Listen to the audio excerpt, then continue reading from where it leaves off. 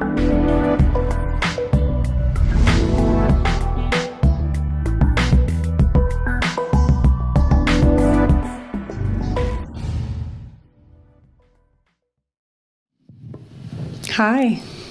Hello. I feel like I'm in the hood. Chicago. Welcome, everybody. Once again, my name is Chantal Pierrat, and I'm the founder of Emerging Women. And it's just such a delight to be here, and this is a new city for us. Emerging Women's everything's new. We, just to give you a little background, we are an organization dedicated to creating a network of women that want to actually change the world through the work that they do. And not so much just getting women into positions of power, which is sort of happening, but bringing consciousness and bringing women with consciousness into those positions of power. And I'll talk about, more about what I mean by that. But there's a difference. Because if it's just about having a gender and sort of inheriting the status quo, we're not going to see a lot of change. And what we might see is depletion of our energy. I don't know if anybody here has experienced that. Working like a dude, which I have done. Personal experience. It just doesn't feel very invigorating and actually can be, make us sick. Turn us into perfectionists and wonder why we're not good enough.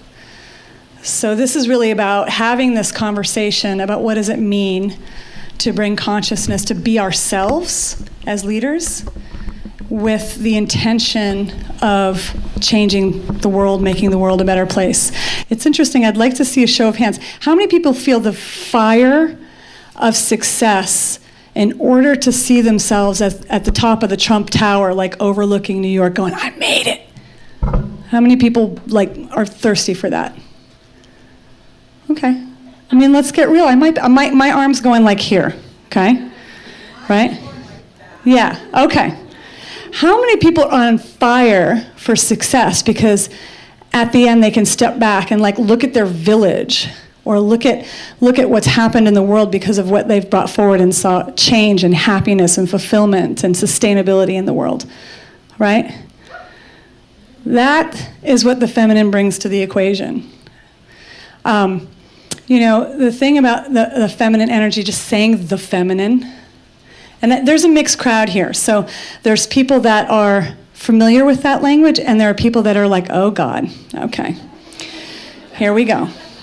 Yeah, I knew this was going to be woo-woo, and I was right? But here's the thing. There's shame that we all carry around that word, feminine. Why is that? Because it's so undervalued in our society. And again, I'm not knocking the masculine, which doesn't have the same charge, if you think about that. We're so grateful for the masculine energy that has manifested in the world today. It's built bridges, it's built infrastructure, it's created a system that we can depend on, okay, to a certain degree. But now society has gotten a little bit more complex. Not everything is as cut and dry and black and white. And there's sort of, I've heard so many percentages here, but the percent of seen to unseen in reality in our world is something like 80% of our existing reality is unseen, right? That's where feminine energy comes in and starts to really pull its weight. Okay, it's not in the concrete, the hard arrow focus, manifesting of goals and making things happen. It's more in the underlying, I'm going to use the words, hang with me, magic. Okay, it's the underlying intuitive, it's in the unseen worlds that we actually bring the power. And that's what's happening right now, is that as the world gets more complex, there's more need for intuition, relationship, things like compassion, okay? The untangibles, the things that we've traditionally not valued in this society. How many times have you been in a work situation where you're like, I'm feeling this is not right, but you don't have a leg to stand on because you don't have the numbers behind you, but in the end you were right, And yet there's no freaking place for you to say this just doesn't feel right. There's like no place at the table for that comment. And yet it's a powerful, powerful comment. And I think things are changing. I mean, that's the good news. So when people say, and I know that, oftentimes when we're having gatherings, there are people from technology, people from finance, a big sector of people in the area of learning and development that are kind of like executive team leads in corporations, social workers. It's a very big sector. And we're seeing this, it's a very big variety within the sectors. We're seeing this over-masculinization play out in every sector. There's not any sector of our society that is not seeing this. Science, right? Oh, you think, okay, that's just so obvious. Science, there are just more boys than girls. Yeah, okay, but you know what? The actual way that people are doing science has been over-masculinized. I was doing a podcast with one of our speakers last year, Kelly McGonigal, she's a hardcore geek scientist. I mean that in the best way. And she said, there's just no curiosity in science anymore. There's no openness. So you go in with your thesis, and if it plays out according to your thesis, guess what? You get published. That's great. If it doesn't play out, you bury it. You don't tell anybody. You go back, you retype in a new thesis, and then you come back, and then you publish that. Or you come back and you beg for funding because that was just a trial run, and then you try and do the experiments that will play out you cannot publish a paper that has interesting findings based on if it doesn't match the thesis, if it doesn't have that, this is my goal, I'm going there, and here's what I'm going to prove out. I mean, the fact that there's lack of curiosity, it's actually kind of scary. Okay, so that's science, finance, politics. All of this is playing out, and I could go through each sector. We don't need to. We can feel it, and we know. I was talking to somebody, a young woman today at the Little Goat, which was a fabulous experience. Side note, and she was a young woman in finance, and she said that there's actually it's threatening when you talk about like anything that's not proven out and in a spreadsheet, and it's more like intangible. People feel very uncomfortable, and there's no room for it. Well, guess what? I know women who are investing based on intuition, and they are cashing it in. Okay, so there is a sort of a dearth of feminine values in every area, and I could say, of course, we want to integrate. We want an integrated model. We do. We want to blend the masculine and the feminine. That's the goal. But my fear is this. My fear is that we end up, let's do the blend. Let's do the blend, and we don't want to put too much on the feminine. Let's just go for the blend. No, because then we forget what it is the power of the feminine can bring to the table. How powerful that feminine energy can be to actually affect true change in the world. We have to give it its due. We have to celebrate it. We have to integrate it after we have celebrated it. Because if we don't do that, we're never really going to know how it is as it stands on its own and in its own energy, like we have with the masculine. Now, we also don't want a distorted view where everything's just feminine and we're all like, beautiful and putting on our makeup and it's chaotic and there's no linear thinking. Of course we don't want that. But you know what? We've learned the masculine. We've paid our dues. We got that down. I don't know about you guys, but I feel like I've got that down. You know what I mean? And it's not exalted in me. That's the thing, that it's not about the energy itself.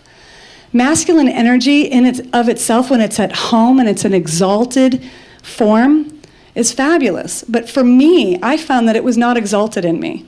That was like this layer of reaction, desperation. It wasn't at home. I didn't feel like it was really coming from a deep place inside of me. It was a crutch. It was actually survival.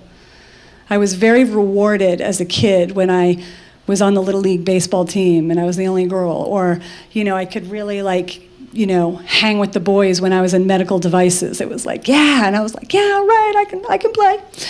And yet, to me, it was just, I always felt empty. At the end of the day, I'd come back to my hotel room and just feel, God, what was that? I'm exhausted, right?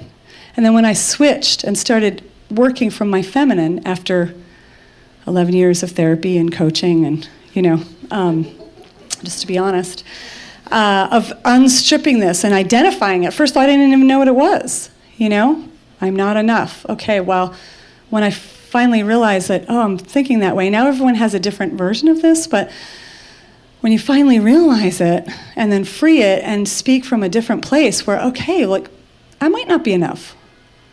And then all of a sudden you are. Just kind of leading with truth, the truth of who we are, the fears of who we are. Then everything sort of comes together and you start to get a little bit of strength and a little bit more strength and a little bit more. I call it the Frankenstein because whether you're because it's not pretty and you're like taking a step and then you're like, okay, I'm gonna do another step and then all of a sudden you start walking and you're like, okay, and then you're running and it feels fabulous in your body to just be who you are. And the more we can lead, and I'm talking about leadership. Yes, we all want to have our businesses and express the truth of who we are, and that's awesome. But that's like step one. We're going from the I into the deep inward connection. Once you've unveiled a lot of that stuff, what happens is we start to emerge. So this is now where emerging women come in. So you've done the work of the in, you've gone from the I, and now you cannot keep it in, right? You can't, no, you're just, compromise is not in your vocabulary anymore. And there's a fire under you and it's coming out and you're like, oh, and it comes, and it's just so powerful. And that's happening nationwide and globally with women right now. Okay, and I'm gonna use the word, I hope this doesn't end up in the woo-woo category, but it's actually an energetic shift globally. It's a cosmic rising of feminine energy. So it's not like we're all alone here. There's actually a shift in the dynamic, okay? And it's actually a good shift because we don't, polarization, people think, oh, polarization is actually a bad thing. It's actually good. Polarization creates creativity. Polarization, diversity, inclusion, whatever you want to say, where you have a difference in the mix, different from people from different colors, different cultures, both colors, sexes, as much diversity as we can have, the more you're going to see in creativity. That's the future, people. That's the future. There's a movie called Code 49. I don't know if anybody's seen it, where people are speaking like 5 different languages at once, and everybody is totally different. There's no like main major culture, and it's fabulous because I could see the future. When I saw that movie, I was like, that's the future. But before we get there, we have to exalt the feminine because that will never be accepted. That's a scary future for people. In order to make it safe, we need to exalt the feminine and show people what happens to the world when we lead with things like compassion, intuition, empathy, and I'm going to say the word, intimacy. When people think intimacy, oh, that's, sexual. You know what? Maybe. But have you ever had a situation where you're so connecting with somebody? It has nothing to do with sex, but it almost is sexual. Because the connection is so deep. And that's what we're talking about here. Intimacy, where you're really relating with people. I love the fact that collaboration and partnership has become so big. Fabulous. We've gone from competitive, more of an alienating thing, to, collaboration. Love collaboration, it's good, but now we're going to take it a step further and we're going to base it on relationship and intimacy. And intimacy is actually truly sharing a present moment with someone, hearing somebody, being empathetic, sharing intuition. And you can't have intimacy without vulnerability. It can't happen. If you can't be vulnerable, you cannot be intimate. That is a solid fact. It's not up for discussion. What women bring to the table is the capacity for vulnerability. It's natural. I mean, just take it back to the tribes. We're naturally more vulnerable, and it's okay. So now we got to kind of reclaim that and be okay in our vulnerability and find that power. It's so power to be vulnerable. It's so power to be awkward. There was a woman who was standing in the middle of the room, and everybody was off to the side when I got here, and she was just like, with her plate, and she was so at home with herself, so at home, and I just thought, that's what I'm talking about. Yeah, it's a little awkward. You're there's no one to talk to, but the power that comes from being okay with that, that's going to set the world on fire. It's actually going to stop war.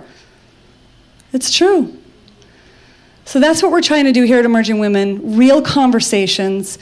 Love the collaboration. I think there's a lot of collaboration that'll come from that. But we're creating magic through intimacy and relationship. And the magic is what I'm talking about. Like, do we have to, kind of like make it so hard and make the, work 60, 80 hours a week? Or can we start relying on our superpowers, which is relationship, connection, passing the magic around? You can't believe how much you can get done when you do that. Believe me, I know. I've done we're going to do it. I've done that. And when I do this other way, where I'm tapping into this network of unbelievably powerful human beings, it's so much faster. It's so much more powerful. It's so much more grounded. It's thorough. And it's so much more impactful. So we're in just the very beginning part of this. Like, seriously, I think there's been like a baby step. And so we're very lucky to be part of this.